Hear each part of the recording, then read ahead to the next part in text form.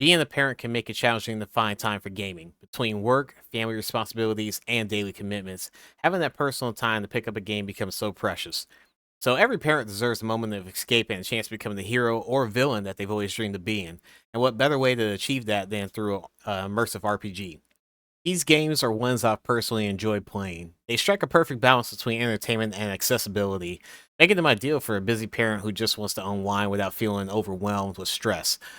Each title offers engaging gameplay, and they can be enjoyed in shorter sessions, allowing you to make the most out of your available gaming time. First up on our list is Cyberpunk 2077. 2077 is open world RPG set in Night City, a futuristic metropolis in Southern California. You play as a mercenary whose life takes a dramatic turn after a heist goes horribly wrong, leaving you to share a headspace with a digital copy of Johnny Silverhand, portrayed by the great Keanu Reeves. Night City offers a stunning and detailed environment to explore with diverse districts, each possessing its own unique atmosphere and making good out of those high-end graphics cards that you guys have.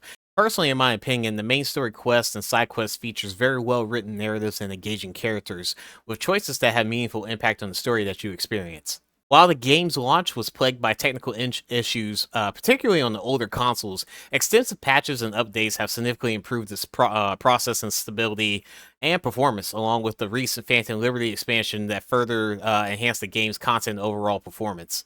Along with the recent Phantom Liberty expansion featuring Idris Elba as a character that you'll interact with, this enhances the game's already incredible content. Cyberpunk 2077 is definitely a must try for fans of the cyberpunk genre and RPGs alike. Playing the game like Cyberpunk 2077 is a very relaxing time for me. I feel like I'm not really rushed to do all the main story quests. I can kind of just explore the city in a short amount of time when you're playing. Because I don't know, as a dad, I really don't have that much time. So I know when I play that game, I do like maybe one or two missions at a time, explore the city, and then I usually just get off. But just the way that the game flows is very very comfortable for me and just relaxing. Up next is Path to Exile 2. Path to Exile 2 is the highly anticipated sequel to the popular original game, which I have actually not played the original. A full release is expected sometime in 2025, but no official date has been confirmed, I believe. Set in the same dark fantasy world 20 years after the events of the original game, the combat system has been more refined and is fluid to give more responsive feel. The vast passive skill tree from the original game returns, allowing for a more immense build variety across the current six classes that the game has, along with the additional six that are planned after the full release of the game while it's early access. Um, while playing the game through the various three acts currently, you'll explore very graphically detailed environments, including forests, swamps, deserts, cities, even dungeons. Currently, the only way to play this game is by purchasing the supporter pack with additional early access. I got mine on Steam. I'm not sure if the website that they have, if you're able to buy it from there, but I definitely got mine on Steam. Path to Exile 2 is considered a very challenging game, with many players stating that it's significantly harder than the original, which, man, it's crazy. The bosses in the game are absolutely insane, just having to learn it. I'm really new to ARPGs, but the game's really fun. I got introduced to Diablo first, Diablo 4 to be exact, but I mean, for the game itself is really, really fun, man. It requires more tactical thinking and strategic combat, creating a steep learning curve for even experienced ARPG players. Even with the short play sessions, the game feels rewarding when you begin to understand the mechanics, and I definitely feel like when you do that, the game kind of just lets you get really strong as you're leveling up, and the moves that you can do are beautiful yet crazy. Like the sorceress, absolutely a monster build right there. I don't think you can go wrong with the builds that you have with a sorceress. Now, here's a game that really kind of stuck out to me as a real diamond in the rough when I found it many years ago, but it's still great to play today. Disco Elysium is a groundbreaking role playing game that throws you into the role of a detective with a serious case of amnesia. The game takes place in a fictional, decaying city with rich history of political and social turmoil. The atmosphere is gritty and strangely beautiful. Disco Elysium tackles complex themes like politics, ideology, existentialism, and the human condition. It brings it all together with a surprising amount of depth and witty humor. Unlike other games on this list, instead of traditional combat, the core of the game is its dialogue system. Your skills, which represent different aspects of your personality, like logic, empathy, and perception, influence your thoughts, conversations, and actions. I'd never bought it, but the Final Cut version of, or the Final Cut edition of the game adds full voice acting. What I had when I first got the game, I really just had to read everything. It was still great, and it felt like I was kind of reading the book as I was playing the game. But the Final Cut edition has full voice acting, bringing the characters to life in an even more vivid way. It is important to note that this game deals with mature themes and can be quite intense at times. However, its unique spin on detective work makes it a true masterpiece of the genre, in my opinion. Disco Elysium is a truly unique and unforgettable gaming experience. It's one that stays with you long after you finish playing, prompting you to think about the themes, characters, and results that you get from your own story. If you enjoy story rich games with deep characters, meaningful choices, and thought provoking narratives, Disco Elysium is definitely worth checking out. I highly recommend that game. This game's probably the oldest one in this list, but it's still great. Deus Ex: Mankind Divided. It's a game with a strong emphasis on stealth and player choice. The stealth reminds me of Splinter Cell a little bit, where you can just kill guys from the shadows. It's really, really cool. Just how you can approach the game in certain ways with the stealth. It's a direct sequel to Human Revolution, continuing the story of Adam Jensen, where the game takes place in 2029, 2 years after the events of the first game, where the event led to like a global wave of prejudice and segregation against all augmented like individuals, people just getting like prosthetic arms and things like that. So it was, really, really cool, kind of realistic to kind of how we might do things in the near future. Hopefully not. Like previous games, Mankind Divided emphasizes player choice. You can approach missions in various ways, stealthily, aggressively, or even just hacking your way through the map.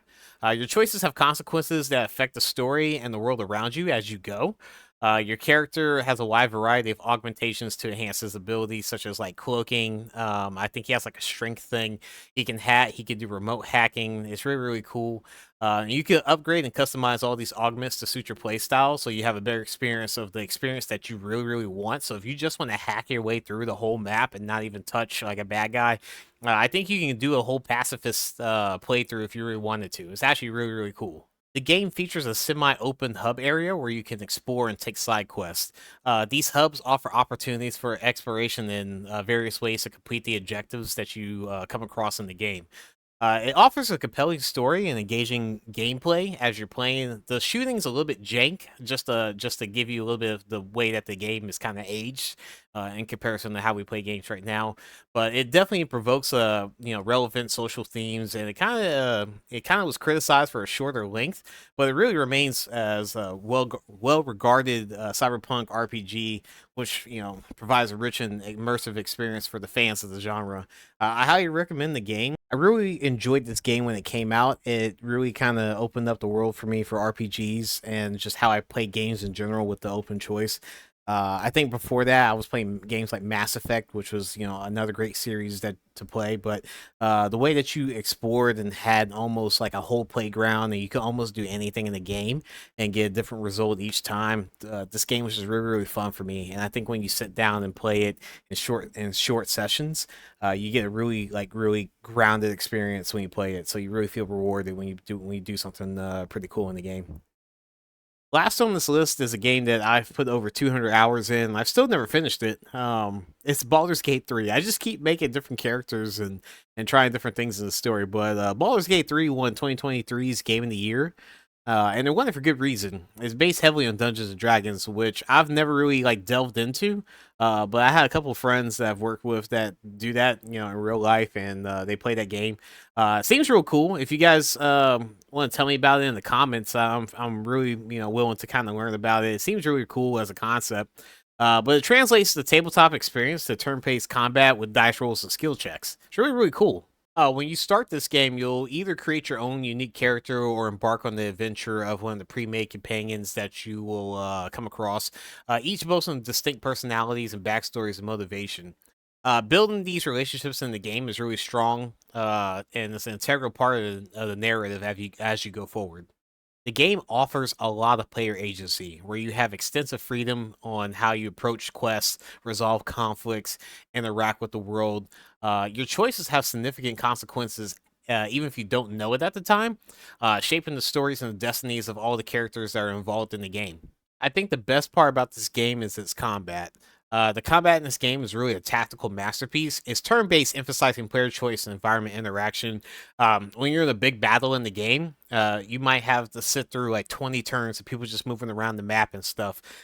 Utilizing the environment is really crucial. Like using objects or cover, or even manipulate the terrain to your advantage to get like a better rating on like the arrow that you shoot at a character or something like that. It's really really cool.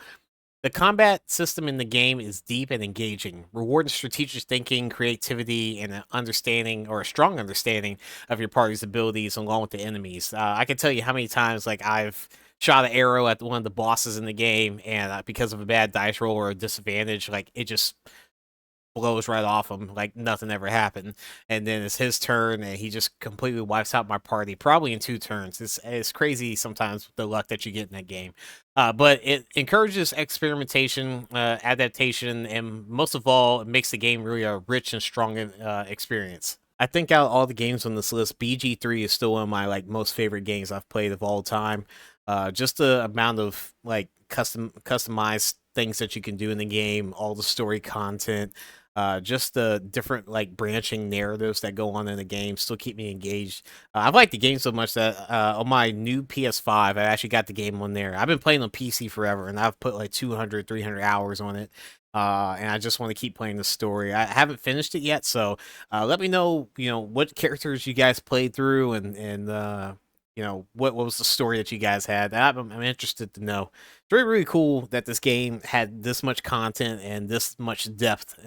In the modern gaming era that we have right now is kind of few and far between. But I really really enjoy playing Baldur's Gate. So that's it for this list. Tell me what you guys think. If you're a parent that just needs to find a couple of hours to play, I think these games will do you really good. If you guys have already played these games, let me know your thoughts on them. If you guys really really enjoy them, or you thought they were bad or good, or whatever it might be. If you guys have games that you suggest yourself that you as a parent can play in short little spurts that you want me to kind of cover, I might have already played them, but if not, I'll take the advice as well. I'm willing to play all these new games that have come out. So let me know in the comments. I'll see you guys later. Peace.